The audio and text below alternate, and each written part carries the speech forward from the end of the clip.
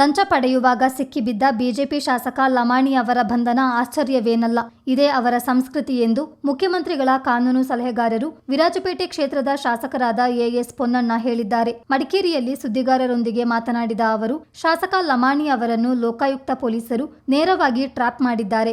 ಅವರ ಮೇಲಿನ ಎಲ್ಲ ಆರೋಪಗಳಿಗೂ ಆಧಾರಗಳಿವೆ. ಅವರ ಬಂಧನವಾಗಿರುವುದು ಆಶ್ಚರ್ಯವಲ್ಲ ಎಂದರು. ಸಾರ್ವಜನಿಕ ಜೀವನದಲ್ಲಿರುವವರು ಪ್ರಾಮಾಣಿಕತೆ ಕಾಪಾಡಿಕೊಳ್ಳಬೇಕೆಂಬುದು ಎಲ್ಲರ ನಿರೀಕ್ಷೆ. ಆದರೆ ಆ ನಂಬಿಕೆ ಕಳೆದುಕೊಳ್ತಿದ್ದೇವೆಂಬ ಆತಂಕ ಕಾಡ್ತಿದೆ ಎಂದು ಪೊನ್ನಣ್ಣ ಹೇಳಿದರು. ಲೋಕಾಯುಕ್ತ ಪೊಲೀಸ್ನವರು ನೇರವಾಗಿ ಅವ್ರನ್ನ ಟ್ರ್ಯಾಪ್ ಮಾಡಿದ್ದಾರೆ. ಆದ್ದರಿಂದ ಇದರಲ್ಲಿ ಯಾವುದೇ ಥರದಂಥ ರಾಜಕೀಯ ನಡೆದಿದೆ ಅಂತೇಳಿ ಆರೋಪ ಮಾಡಲಿಕ್ಕೂ ಸಾಧ್ಯ ಇಲ್ಲ.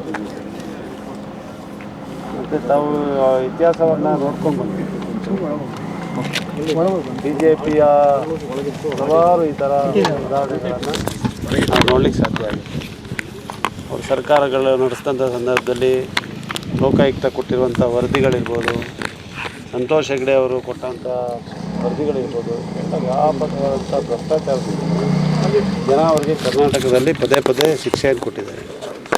ಮತ್ತು ಭ್ರಷ್ಟಾಚಾರದ ಬರೀ ರಾಜಕೀಯ ಆರೋಪಗಳಲ್ಲ, ಅವ್ರ ಮೇಲೆ ಇದ್ದಂಥ ಆರೋಪಗಳೆಲ್ಲ ಕೂಡ ನೇರವಾಗಿ ಆಧಾರ ಸಮೇತ ಅವರು ಸಿಕ್ಕಾಕೊಂಡಿರುವಂಥದ್ದೇ ನಾವು ಕಂಡಿರುವಂಥದ್ದು. ಕೋವಿಡ್ನಂಥ ಮಹಾಮಾರಿ ಬಂದಾಗ ಯಾವ ಸಂದರ್ಭದಲ್ಲಿ ಪ್ರತಿಯೊಬ್ಬ ನಾಗರಿಕನೂ ಕೂಡ ಸಮಾಜದ ಪರ, ಬಡವರ ಪರ, ಯಾರು ಕೋವಿಡ್ನ ಈ ಮಹಾಮಾರಿಯಲ್ಲಿ ಸಂಕಷ್ಟದಲ್ಲಿದ್ದರು ಅವ್ರ ಪರ ಇದ್ದಾಗ ಬೆಡ್ನಲ್ಲಿ, ಆಕ್ಸಿಜನ್ ಸಿಲಿಂಡರ್ಗಳಲ್ಲಿ ಇದರಲ್ಲಿ ಹಣವನ್ನು ಹೊಡೆದಂಥದ್ದು ಅವರ ಸಂಸ್ಕೃತಿ.